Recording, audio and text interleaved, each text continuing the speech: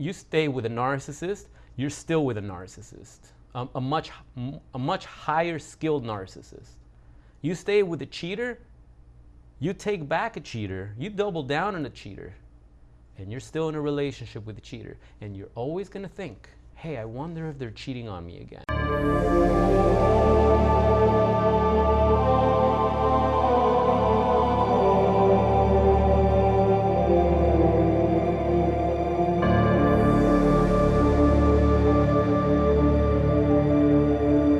Yo, welcome back to Psychopath Exposure. My name is Kira. Wanted to talk about denial. Denial. Are you guys in denial that you're in a narcissistic relationship or in a relationship with a psychopath, with an abuser, with a cheater?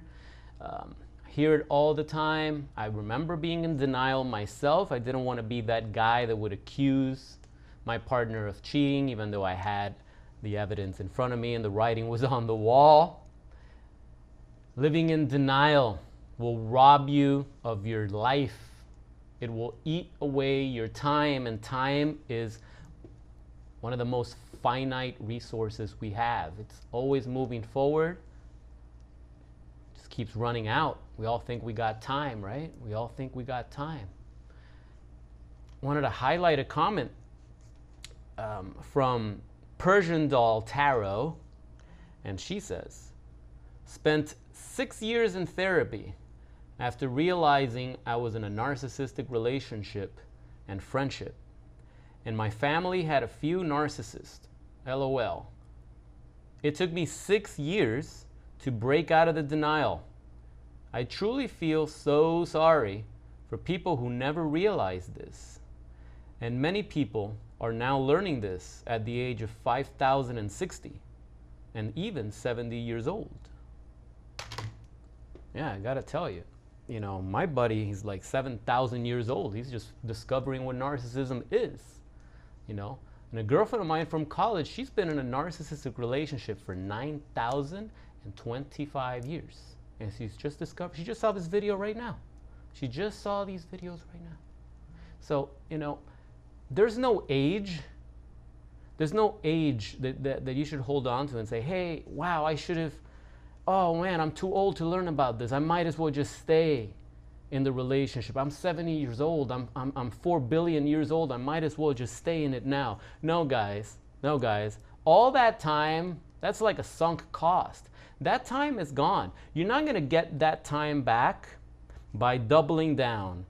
You're not going to get that time back by investing in another 3,000 years.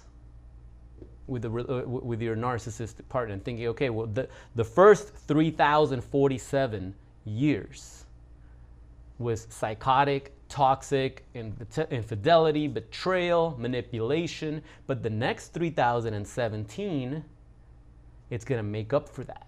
No. That's a sunk cost. You lost those 3,000 years. You were cheated on. Your mental health took a toll. You don't trust people anymore. You get panic attacks. You walk on eggshells. What, you think now by doubling down, that's going to take that away and it's going to delete that? No, it doesn't delete it. You stay with a narcissist, you're still with a narcissist, a much higher skilled narcissist. You stay with a cheater, you take back a cheater, you double down on a cheater, and you're still in a relationship with a cheater. And you're always going to think, hey, I wonder if they're cheating on me again. When they tell you to go down the street to buy some milk, you guys shouldn't be drinking milk, by the way. And they take 1 hour instead of the 15, 20 minutes it normally takes, you're going to think, damn, I wonder if they're cheating on me again. Because now you know what they're capable of. You see? That's being in denial. If you think that, hey, well, I'm just going to take them back and maybe I was wrong. Maybe I was the problem. We all have some sort of accountability, ladies and gentlemen. We all have a part in these toxic relationships. But once you know what you're dealing with, once you catch somebody cheating on you, you got to look at the situation. You got to look at the situation. It doesn't matter what you have done. If you have done stuff and now this person is doing stuff back to you, again, that doesn't wipe it out.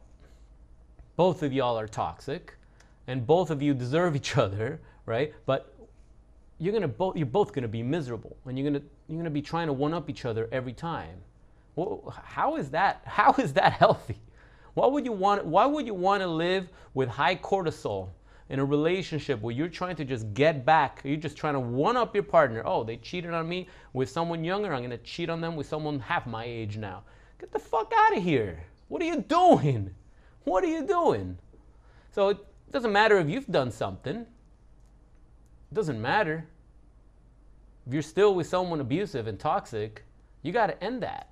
You got to end that. Just don't go starting a smear campaign like the narcissist would do, but just realize, hey, you know what? We're both bad for each other. Time to get out. Time to get out. Maybe do both of you a favor.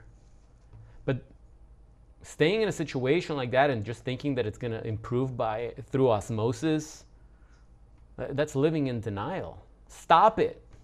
Stop it. Right now. Stop it. You're basically enabling your abuser when you do that. You're enabling the narcissist every time you do that.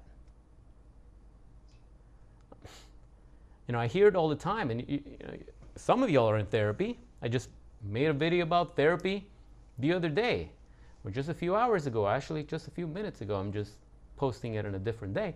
But some of you are in therapy, and your therapist is telling, hey, this person is a narcissist. This person has a lot of trauma. This person's trying to manipulate you. Like, can't you see you're in an abusive relationship? The therapist will tell you. Sometimes you do couples therapy, and you sit there, and the narcissist is just trying to manipulate the whole thing. And after your session, therapist says, hey, let me pull you aside here. Between me and you, this is what's really going on. And you're in danger. You need to get out of this situation.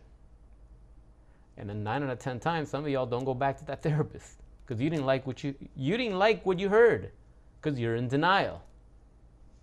I've had people in my coaching programs that they don't like when I tell them the truth.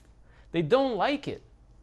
They were kind of hoping that I would teach them how to make the narcissist stop cheating. They were kind of hoping that the relationship was going to work. So I tell you guys at the beginning, hey, if you want to work with me, this is not about making the relationship with the narcissist work. This is about turning things around, getting out if you haven't gotten out already, getting past the trauma bond, stopping the rumination, rebuilding your life, finding the silver lining in this so you can live happy, joyous, and free. It's not about making that situation work. I don't care if the narcissist is the father or the mother of your children. I don't care. They're still a narcissist. They're still a narcissist. If you think otherwise, you're in denial. How's that working out for you? Let me ask you. How is that working out for you? Why are you watching this video right now? Something's resonating, isn't it? You've probably been watching a lot of videos already. Why are you searching videos on YouTube about your relationship? When you're in a good relationship, you're not Googling or YouTubing toxic relationships. You're not Googling narcissism. Unless maybe it's your parents that were narcissists. It's not what you're doing. I know some of you are in denial. And you know what? The narcissist knows that. Narcissist loves that. Because that means the attention is on you, not on them. Even though narcissists love the attention, but they don't like the attention on them when they're the bad guys. That's when they project. That's when they just throw it back at you. You're the problem. You're the one that needs therapy. You're the one that has trust issues. That's just a girlfriend of mine, right? Oh, that's just a friend that happens to be a guy, that happens to be in my same college class, that happens to be at the same bar that I'm at, that just happens to have picked me up and dropped me off at 3 a.m, that just happens to have banged me without a condom. While you thought I was home studying. Denial. Stop that right now. Stop that right now. And you got to really ask yourself, why are you in denial? What are you afraid to lose besides the relationship? Duh. But what are you afraid to lose? Are you afraid of being alone? Do you feel that you'll never meet anybody again? Do you feel that the only person that could put up with your shit is a shithead? Because those are valid reasons. I don't particularly like them. They're valid reasons, but at the same time, they're excuses. If you want something better, you have to stop making excuses. You might have to be alone for a while. You might end up alone for the rest of your life, because maybe you're not a very likable person. Yeah, I said it. And this is an opportunity to look at yourself and say, hey, these are the things I don't like about myself. These are the things that never bring me any success. Let me start working on these things. And you know what happens when you start working on those things and you're still in the relationship with a psychopath narcissist? They turn on you even more now. They don't want you to get better. God forbid you get better, because now maybe you might develop these things called boundaries. Oh no, maybe you'll develop the courage to fight back. They don't want you to get better. Oh, you're going back to school? Oh, no. Why do you got to do that? They don't like that, do they?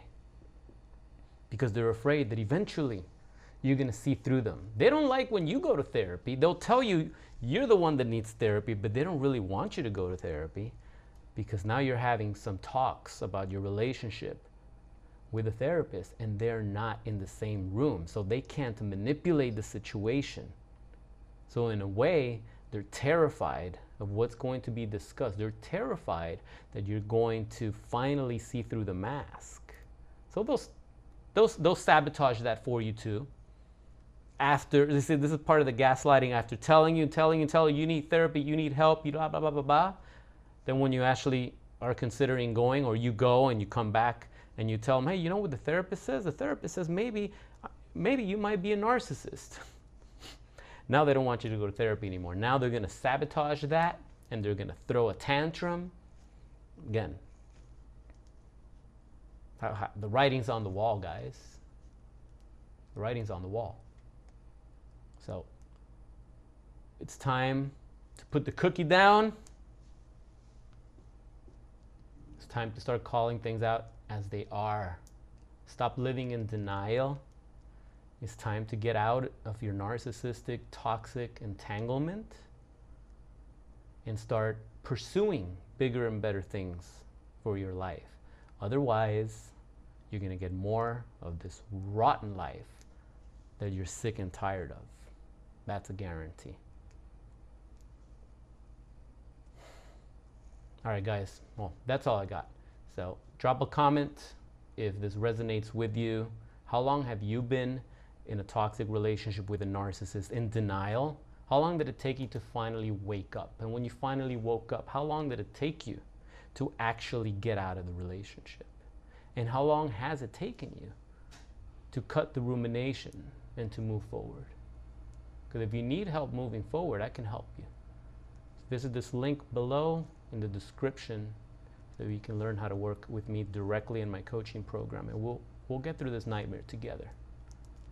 All right? But I do got to run. So thanks for watching to the end. I hope you got some value out of this. I hope it's helping, waking you guys up. And if you have any more questions for future videos, just leave them in the comments, and we'll touch base in the near future. All right, this is Kira with Psychopath Exposure. I'll see you guys next time. Peace.